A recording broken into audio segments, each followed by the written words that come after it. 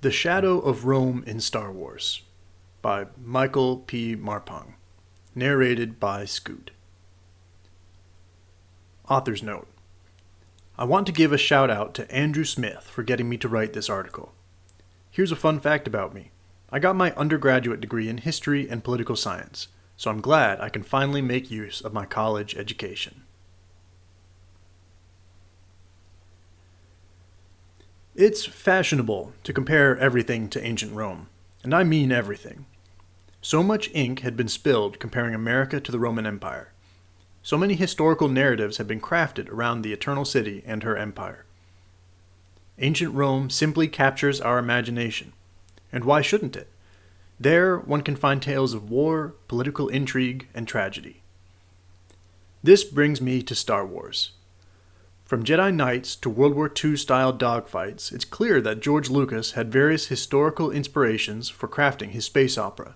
But what about ancient Rome? From Republic to Empire. Let's get the obvious out of the way first. Just like ancient Roman history, Star Wars saw the passing of a republic into an empire. But the comparison is more than skin deep. Star Wars gave us a senator, later Emperor, Palpatine of Naboo, a charismatic figure who outright manipulated various events to his favor. For example, he manufactured the Naboo crisis to make himself the Supreme Chancellor of the Republic. Years later, when the Clone Wars broke out, he used the crisis as an excuse to hold on to power, which culminated in the establishment of the First Galactic Empire. He also controlled both sides of the conflict. In a sense, Palpatine is very similar to Augustus, the first Roman emperor. No, Patrick, Julius Caesar was not an emperor. Of course, Augustus lacked Palpatine's dark side abilities, so he did not outright control political events. But what Augustus was able to do was to use various events to advance his political agenda. When Mark Antony, a political rival, divorced his Roman wife and married Queen Cleopatra of Egypt, Augustus used this opportunity to finally move against him. After all, Antony had made himself unpopular with the Roman public. It also helped that the woman Antony divorced was Augustus's sister, making Augustus seem like a good brother trying to avenge his sister's honor. Speaking of family, this is something that Palpatine lacked. That's probably why his galactic empire died with him, expanded universe aside, while the Roman Empire lasted centuries if not millennia, depending on who you ask, after Augustus kicked the bucket. Also, Augustus was much more respectful towards the old order, simply calling himself first citizen instead of king.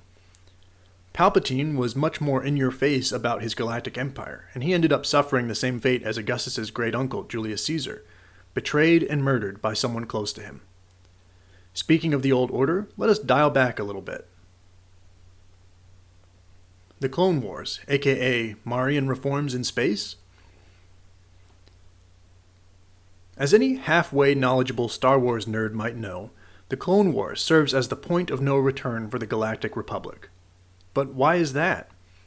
It is true that war, especially one that doesn't seem to have an end in sight, can exert tremendous pressure on a country. But there's more to this than war weariness. War can also force a country to reevaluate its approach to the military. For the Romans, the various wars they had undertaken, and threats of them, led to the Marian reforms.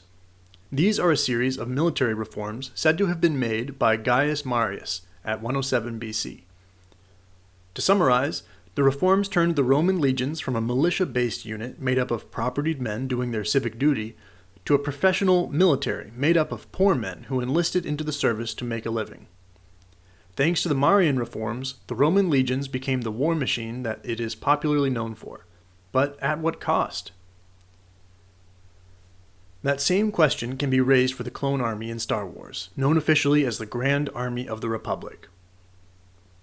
Taken from the genetic template of the bounty hunter Jango Fett, the clones of Kamino were trained from birth to fight a war.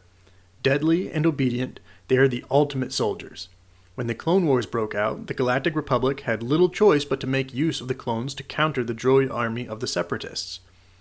But at what cost? Prior to the Clone Wars, the Republic did not have a standing army.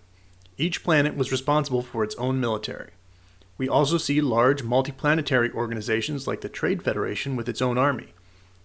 The closest thing the Republic had to an army were the Jedi Knights. But powerful though an individual Jedi might be, the Order as a whole did not have the numbers to fight a large-scale and protracted war. Both the Marian reforms and the clone army had irrevocably changed their respective republics. For Rome, the reforms made the soldiers more loyal to their own generals, paving the way for the civil wars that would ultimately tear apart the Roman Republic. On the other hand, the clone army in Star Wars had a similarly devastating effect, but in an opposite way. During the Clone Wars, the Jedi had served as the generals of the clones, and yet these clones turned out to be the downfall of the Jedi. The proscription of the Jedi. This brings me to the infamous Order 66, also called the Great Jedi Purge. But a word that best describes the fate of the Jedi Order is proscription. To summarize, proscription is a process in which someone was declared to be an enemy of the state. From then on, that person was to be killed and his property taken by the state. In Rome, proscription was first used by Sulla to eliminate his wealthy political opponents, which numbered in the hundreds, if not thousands. Decades later, Augustus and Mark Antony, who were still allies at the time, would use proscriptions not just to eliminate their political opponents, but to get some money. What is Order 66 if not Palpatine's proscription of the Jedi Order? First, the Jedi was declared to be the enemy of the Republic after their failed attempt to arrest the Chancellor. They were then betrayed by their own clone soldiers, the men they had fought with for years. Meanwhile, their home, the Jedi Temple, was attacked by the clone army in the dead of night. With every Jedi to be killed, we can assume that the Empire took for itself any Jedi property from bank accounts to whatever artifacts were stored in the temple. Just as proscriptions by Sulla and Augustus contributed to the end of the Roman Republic, Palpatine's proscription of the Jedi Order removed the Old Republic and brought forth the Galactic Empire. Conclusion. Whether it be the politics, the military, or even the tragedy of Order 66, the shadow of Rome can be found all over Star Wars. Was George Lucas consciously thinking about the Roman Empire when he was writing the Star Wars movies? I don't know enough to say for sure. But I do know that if you are in any way affected by Western civilization, then some bits of ancient Rome are probably living rent-free in your head right now. Closing words. Once again, I would like to thank Andrew for his encouragement in our correspondence through email and Substack notes. Be sure to check out his Substack publication, Goat Fury Writes.